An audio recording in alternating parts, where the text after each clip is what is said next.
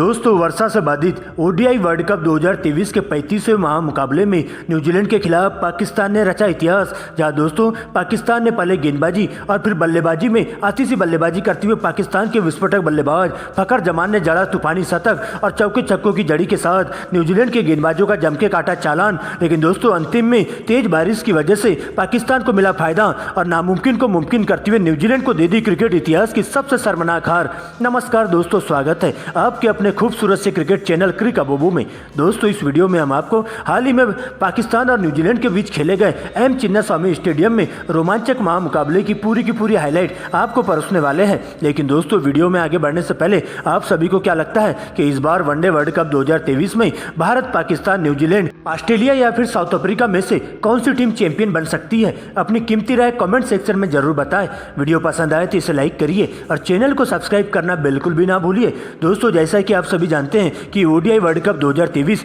अब अपने अंतिम पड़ाव पर आ चुका है। लेकिन दोस्तों इसका रोमांच अभी भी खत्म होने का नाम नहीं ले रहा है, क्योंकि दोस्तों फैंस को यहाँ दिनों दिन एक से बढ़कर एक कांटे के मुकाबले देखने को मिल रहे हैं। और ऐसा ही हाल ही में एक मुकाबला चिन्नास्वामी स्टेडियम बेंगलुरु में पाकिस्तान और न्यूजीलैंड के बीच देखने को मिला। दोस्तों आपको बता दें कि इस मुकाबले में पाकिस्तान के कप्तान बाबर आजम ने टॉस जीतकर पहले गेंदबाजी करने का फैसला किया था, जो कि दोस्तों उसके लिए पूरी तरह से गलत साबित हो रहा था। क्योंकि दोस्तों जब न्यूजीलैंड के बल्लेबाज कॉनवे और रचिन रविंद्र पारी की शुरुआत करने के लिए क्रीज पर मौजूद होते हैं, तो भाई दोस्तों पाकिस्तान के लिए पहले ओवर की गेंदबाजी करने तेज गेंदबाज साइन अफरीदी आते हैं। जहां दोस्तों कॉनवे का विकराल रूप देखने को मिलता है और पहले ओवर में बैक टू बैक 2 करारे चौके उनके बल्ले से देखने को मिलते हैं। लेकिन दोस्तों इसके बाद दूसरे ओवर में रचिन रविंद्र भी अपने हाथ खोलते हुए दिखाई देते हैं और हसीन अली को टारगेट करते हुए बैक टू बैक एक छक्का और एक गगनचुंबी चौका उनके बल्ले से देखने को मिलता है। और दोस्तों इसके बाद तो दोनों ही बल्लेबाज इसी अंदाज में बल्लेबाजी करना चालू कर देते हैं और पावर प्ले के दौरान तूफानी अंदाज में बल्लेबाजी करते हुए पाकिस्तान के तेज गेंदबाजों की पूरी तरह से बत्तियां उधेड़ना चालू कर देते हैं और तेजी से रन बनाते हुए वनडे में T20 स्टाइल में बल्लेबाजी करते हुए चले जाते हैं। और इस प्रकार से पाकिस्तान के गेंदबाजों पर दबाव बनाते हुए 10 ओवरों में ही टीम के स्कोर को 65 रनों के पार पहुंचा देते हैं। लेकिन दोस्तों इस पनपती हुई साझेदारी को तोड़ने के लिए पाकिस्तान के तेज गेंदबाज हसन अली 11वें ओवर में आते हैं और 11वें ओवर की 5वीं गेंद पर 68 के स्कोर पर न्यूजीलैंड की टीम को पहला बड़ा झटका कॉनवे के रूप में लगता है। यहाँ पर दोस्तों कॉनवे 35 रन बनाकर विकेट कीपर रिजवान के हाथों कैच आउट हो जाते हैं। लेकिन दोस्तों इसके बाद क्रीज पर कप्तान विलियमसन मौजूद हो जाते हैं। यहाँ पर दोस्तों रचिंद्र रविंद्र के साथ मिलकर दोनों ही बल्लेबाज आतिशी बल्लेबाजी करते हुए पाकिस्तान के गेंदबाजों के धज्जियां उधेड़ना चालू कर देते हैं और एक बार फिर से गेंद को सीधा चौके छक्कों के साथ मैदान के बाहर पहुंचाने की पूरी कोशिश करते हैं। जहां पर दोस्तों सबसे पहले रचिंद्र रविंद्र 44 गेंदों में ही अपनी 50 पूरी कर लेते हैं, तो वही दोस्तों विलियमसन भी मात्र 35 गेंदों में अपना 50 पूरा लगा लेते हैं। लेकिन दोस्तों इसके बावजूद भी दोनों ही बल्लेबाज यही नहीं रुकते हैं और आगे भी संभल कर खेलते हुए तेजी से रन बनाते हुए पाकिस्तान के गेंदबाजों पर कहर बनकर टूट पड़ते हैं। यहाँ पर पाकिस्तान के गेंदबाज विकेट के लिए पूरी तरह से तरसते हुए दिखाई देते हैं और देखते ही देखते दोनों ही बल्लेबाजों के बीच में सच की साझेदारी पूरी हो जाती है। और इसके बाद तो 5वें गेयर में बल्लेबाजी करते हुए दोनों ही बल्लेबाज अपने अपने शतक की ओर बढ़ने लगते हैं। जहाँ पर दोस्तों सबसे पहले रचिंद्र रविंद्र का तूफान देखने को मिलता है और आतिशी बल्लेबाजी करते हुए पाकिस्तान के स्पिन गेंदबाजों के साथ साथ तेज गेंदबाजों पर पूरी तरह से हावी हो जाते हैं और अपने ही अंदाज में बल्लेबाजी करते हुए टीम को 200 रनों के पार पहुंचा देते हैं। जहाँ पर एक बार फिर से इतिहास रचते हुए न्यूजीलैंड के स्टार युवा बल्लेबाज रचिंद्र रविंद्र मात्र 88 गेंदों में ही शतक ठोक देते हैं और इस प्रकार से दोस्तों उनका वर्ल्ड कप 2023 में तीसरा लगातार शतक पूरा हो जाता है। लेकिन दोस्तों इसके बाद केन विलियमसन भी तेजी से रन बनाते हुए अपना शतक की ओर बढ़ने लगते हैं। लेकिन दोस्तों इसी बीच 95 रनों के निजी स्कोर पर इफ्तिकार अहमद उन्हें फखर जमान के हाथों कैच आउट करवा देते हैं। यहाँ पर विलियमसन के बल्ले से 10 चौके तो वही 2 गगनचुंबी छक्के देखने को मिलते हैं। लेकिन दोस्तों रचिंद्र रविंद्र के द्वारा आगे भी इसी अंदाज में बल्लेबाजी करते हुए तेजी से रन बनाने की कोशिश करते हैं और टीम को तेजी से 300 रनों की ओर पहुंचाने की पूरी कोशिश करते हैं। लेकिन दोस्तों 36वें ओवर की 5वीं गेंद पर 261 के स्कोर पर न्यूजीलैंड की टीम को रचिन रविंद्र के रूप में तीसरा बड़ा झटका लग जाता है, जहां उनके बल्ले से 94 गेंदों में 108 रनों की आतिशी पारी देखने को मिलती है, जिसमें 15 चौके तो वही एक गगनचुंबी छक्का लगाया जाता है। लेकिन दोस्तों इसके बाद डेरिल मिशेल और चैपमैन के द्वारा तूफानी बल्लेबाजी देखी जाती है, जहां पर दोस्तों डेरिल मिशेल भी आते ही अपने हाथ खोलते हुए 5वें गेयर में बल्लेबाजी करना चालू कर देते हैं और पाकिस्तान के गेंदबाजों की परकच्चे उड़ाना चालू कर देते हैं। लेकिन दोस्तों डेरिल मिशेल 29 रन पर हरीश राव की गेंद पर क्लीन बोल्ड हो जाते हैं, तो वही दोस्तों चैपमैन भी 39 रन बनाकर मोहम्मद वसीम जूनियर की गेंद पर क्लीन बोल्ड हो जाते हैं और इस प्रकार से दोस्तों 345 के स्कोर पर न्यूजीलैंड के 5 बल्लेबाज पवेलियन चले जाते हैं। लेकिन दोस्तों इसके बाद ग्लेन फिलिप्स का तूफान देखने को मिलता है, जहां उनके बल्ले से 25 गेंदों में 41 रनों की ताबड़तोड़ पारी खेली जाती है, जहां उनके बल्ले से 4 चौके तो वही 2 गगनचुंबी छक्के लगाए जाते हैं। लेकिन दोस्तों एक बार फिर से मोहम्मद वसीम जूनियर उन्हें 41 रनों के निजी स्कोर पर क्लीन बोल्ड कर देते हैं। लेकिन दोस्तों इसके बाद अंतिम के ओवरों में सेंटनर का तूफान देखने को मिलता है और न्यूजीलैंड की टीम पूरे 50 ओवर के खेल में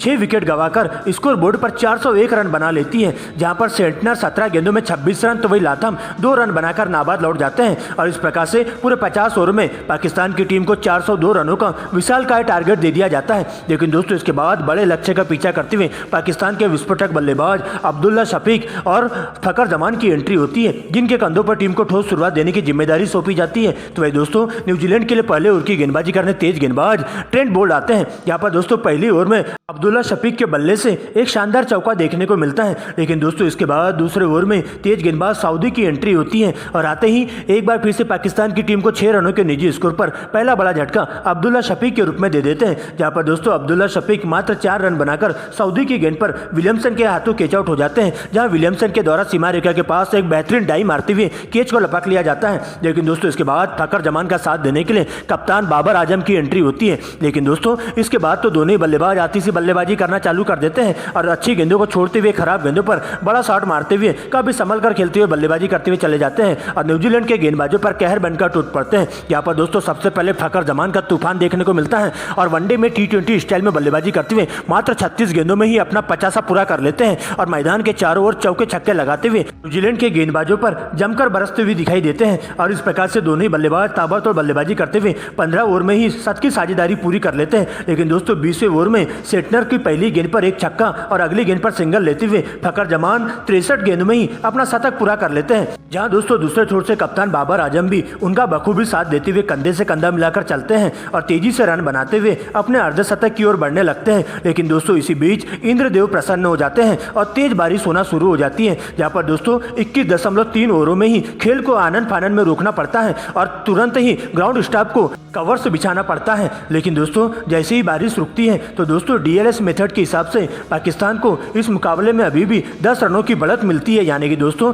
अगर बारिश नहीं भी रुकती तो भी दोस्तों पाकिस्तान की टीम इस मुकाबले में 10 रनों से लीड करते हुए इस मुकाबले को जीत लेती। लेकिन दोस्तों इसके बाद इंद्रदेव रुक जाते हैं, यानी कि दोस्तों जैसे ही बारिश रुकती है तो एक बार फिर से मैच को शुरू किया जाता है और दोस्तों इसके बाद मैच को DLS मेथड से 41 ओवरों में 342 रनों का पाकिस्तान को टारगेट दे दिया जाता है, जहां पर दोस्तों अब अगले 19.3 ओवर में पाकिस्तान की टीम को इस मुकाबले में जीत दर्ज करने के लिए 182 रनों का टारगेट दिया जाता है। लेकिन दोस्तों खराब मौसम को देखते हुए एक बार फिर से फकर जमान और बाबर आजम का बल्ला जम के गरजता है और न्यूजीलैंड के गेंदबाजों पर पूरी तरह से हावी हो जाता है, जहां पर दोस्तों आते ही तेजी से रन बनाते हुए फकर जमान तो चौके का उम्र छक्के ज्यादा लगाना चालू कर देते हैं। तो वही दूसरे छोर से बाबर आजम भी अपना विकराल रूप दिखाते हुए 50 पूरा करते हैं, जहां पर दोस्तों एक बार फिर से तेज बारिश शुरू होती है। दोस्तों खेल 25.3 ओवरों का हुआ ही होता है, जहां पर दोस्तों स्कोर बोर्ड पर 200 रन लग चुके होते हैं और पाकिस्तान का एक बल्लेबाज पवेलियन का रास्ता नापते हुए चले जाता है। लेकिन दोस्तों इसके बाद तेज बारिश फिर से शुरू होती है और आनन फानन में मैच को फिर से रोकना पड़ता है। लेकिन दोस्तों काफी देर तक वेट किया जाता है, लेकिन जब बारिश नहीं रुकती है